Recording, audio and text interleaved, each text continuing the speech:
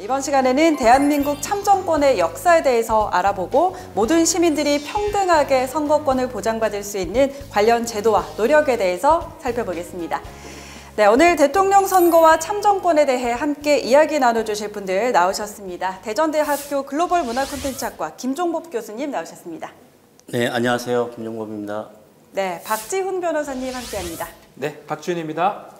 네, 이 참정권은 국민이 정치에 참여할 수 있는 권리를 말하잖아요. 흔히 선거권이나 피선거권 등을 참정권으로 알고 있는데 이 참정권이 선거에서 갖는 중요한 의미가 뭘까요? 일단 참정권이 이제 국민이 직간접적으로 정치에 참여할 수 있는 권리를 참정권이라고 합니다. 네. 그런 참정권 안에 선거를 하는 선거권, 그리고 자기가 선거에 출마하는 피선거권, 공무원이 되는 공무단임권, 국민투표권 등등이 있는데 이제 국민 주권을 실현할 수 있는 정치에 국민의 주권을 실현할 수 있는 가장 기본적인 게 이 참정권을 할 수 있고 아주 좁게는 선거권하고 피선거권을 얘기를 해요. 네. 그러니까 투표하거나 아니면 내가 출마해서 당선되거나 그런 거 그 두 가지를 좁게는 참정권을 보면 될 것 같습니다. 네.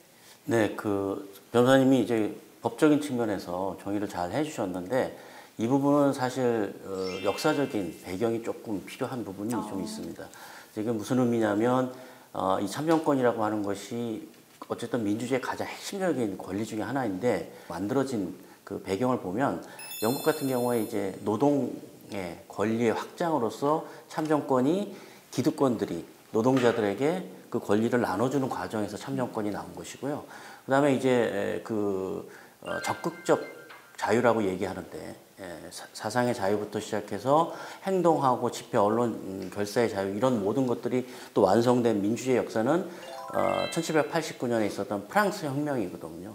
그런 면에서 참정권의 그 오랜 역사 과정 속에서 노동과 그다음에 이제 국민의 기본권으로서의 투표 이런 것들이 이제 형성되어 왔던 거죠. 네, 지금 참정권이 지금 민주주의에서 어떻게 형성이 되어 왔는지 또 한번 얘기를 막 주어진 게 아니고요. 네. 정말 역사와 역사를 거치고 피를 흘리고 그렇게 획득한 것이다. 앞으로 잘 지켜나가야 될 것 같아요. 무조건. 네. 네, 모든 시민들이 평등하게 선거권을 보장받는 참정권, 알면 알수록 유익한 대통령 선거에서 하나씩 알아보겠습니다.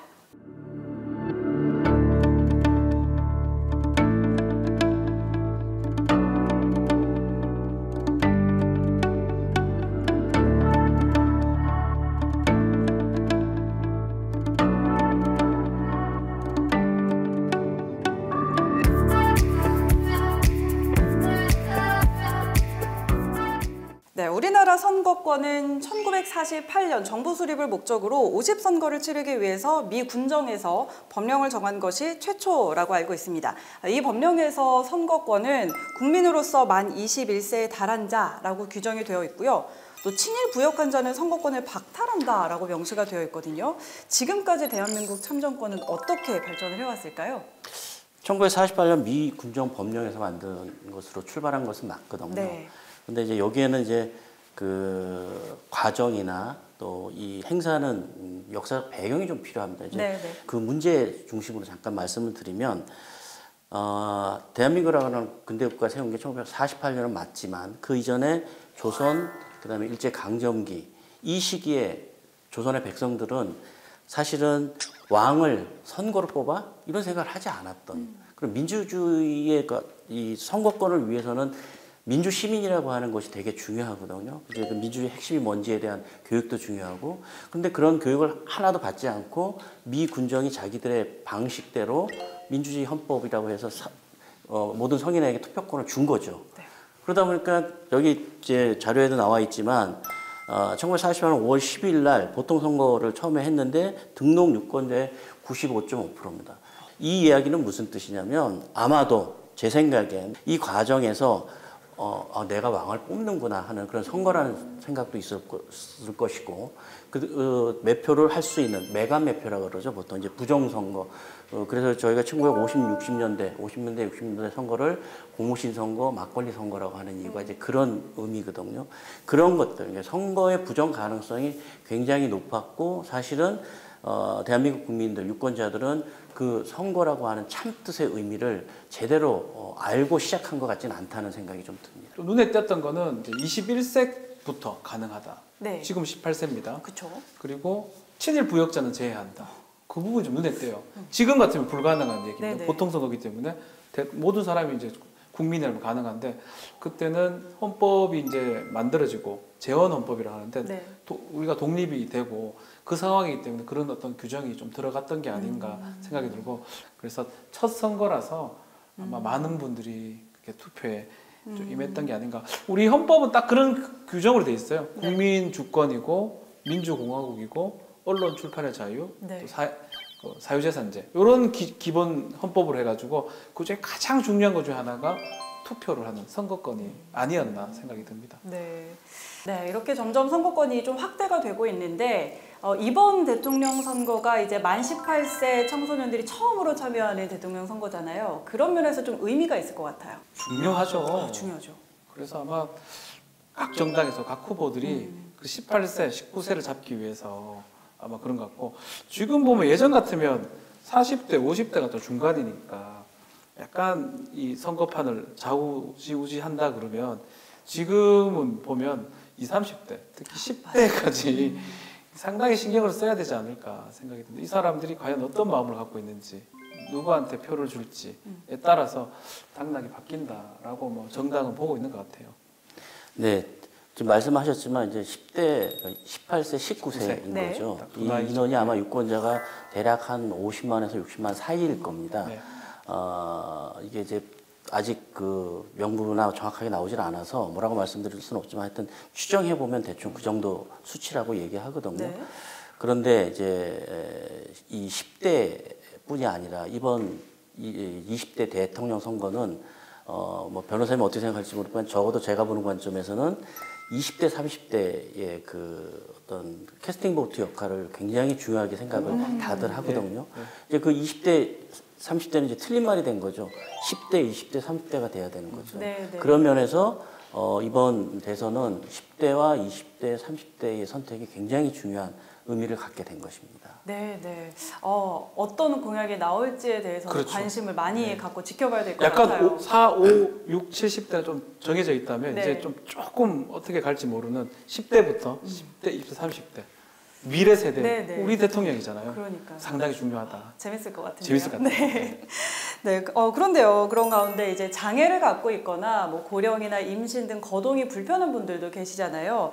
그런데 이런 분들은 투표장 입장도 조금 불편하시고요. 그렇죠. 참정권 행사에 제약이 좀 따르기도 하는데 네. 이를 위한 참정권도 헌법에 보장이 되어 있지 않나요? 그렇죠. 우리 헌법 24조에 따르면 네. 모든 국민은 법률이 정하는 바에 따라서 선거권을 가진다. 선거를 할 수 있다는 거예요. 네. 모든 국민. 그 국민의 중에는 장애를 가진 분도 있고 그렇죠. 뭐 눈이 좀 불편한 그런 분도 있기 때문에 또 그거를 구체화한 법률이 공직선거법 아니면 장애인 차별금지법 등등입니다. 그 공직선거법 등에 따르면 좀 혼자서 가기 좀 어려운 네네. 뭐 2명 보조를 받아서 갈 수 있도록 하는 그런 규정도 있고요. 아니면 또 시각이 좀 불편하면 전자로 할 수 있는 그런 것도 있습니다. 그래서 그런 것들이 지금 구체화되고 있고 법률로 제시가 되고 있습니다. 네, 뭐 여러 가지 이제 투표권을, 선거권을 행사할 수 있는 방법들을 네. 알려주셨는데 이런 장애인의 참정권을 위해서 또 어떤 정치적인 제도도 그렇죠. 마련하고 있나요? 많이 있죠. 사실은 이 몸이 좀 불편하신 분들이 투표장 가는 것도 좀 힘들거든요. 맞아요. 교통 편의를 제공할 수도 있고요. 또 그리고 필요하다면 혜택을 또 금전적 혜택을 주는 그런 법 규정도 있습니다. 공직선거법장에. 그리고 지금 말한 것처럼 좀 귀가 좀 안 들린다 그러면 뭐 수화를 한다든지 뭐 그런 것도 좀 제공을 하고 또 신체 장애인 같은 경우는 혼자 못 간다고 하면 보조를 같이 갈 수 있도록 공직선거법에 다 규정들이 되어 있습니다. 그런 식으로 장애를 갖고 있거나 불편한 사람들도 선거에 임할 수 있도록 네. 법으로 구체화되고 있습니다. 자, 이번에는 해외 참정권 이야기를 한번 해보도록 하죠.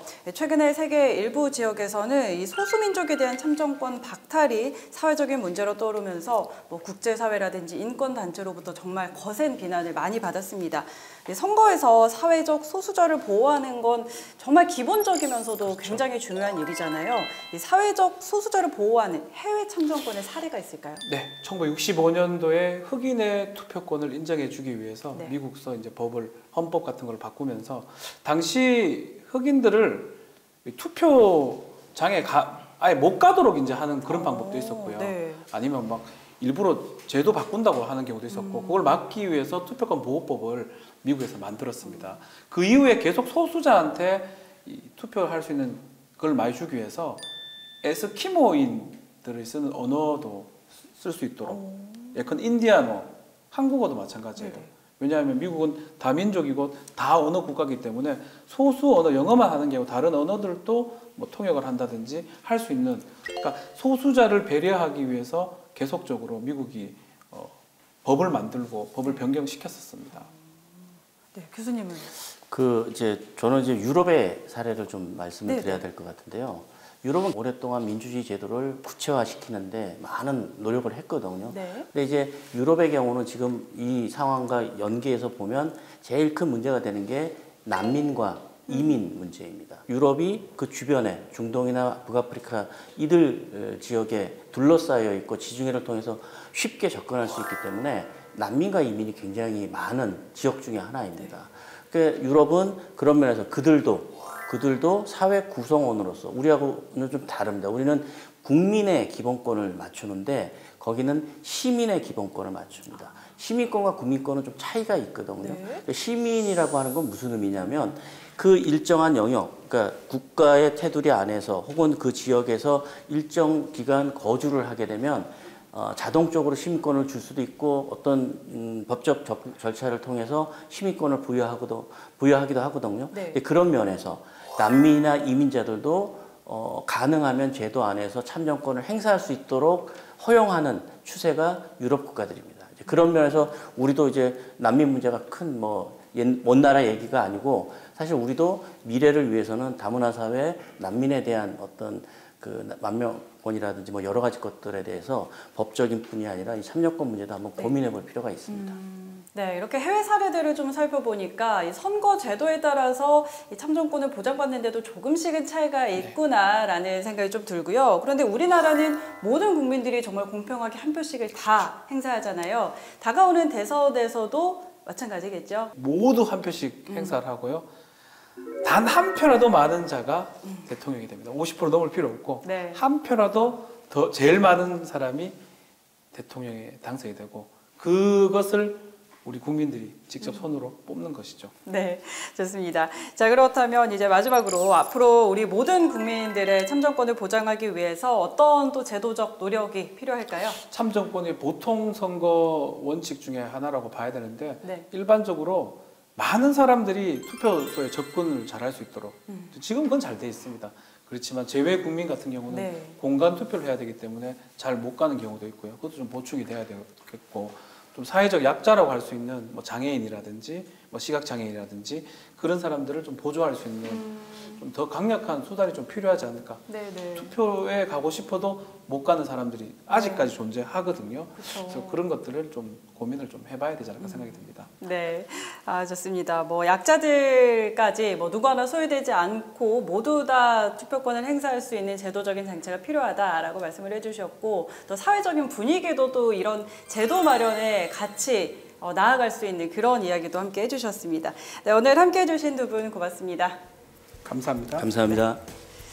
네, 우리나라를 비롯해서 전 세계 민주시민이 선거에 참여할 수 있는 참정권 확대의 중요성이 정말 날로 커지고 있습니다. 모두가 차별받지 않고 동등하게 투표할 권리를 보장받는 대한민국을 위해서 국가와 정치계, 시민사회 곳곳에서 다양한 목소리가 나오고 있는데요. 다가오는 제20대 대통령 선거에서는 어떤 왜곡과 배제 없이 모두의 의견과 목소리가 평등하게 전해지기를 바라보도록 하겠습니다. 시청해주신 여러분 고맙습니다.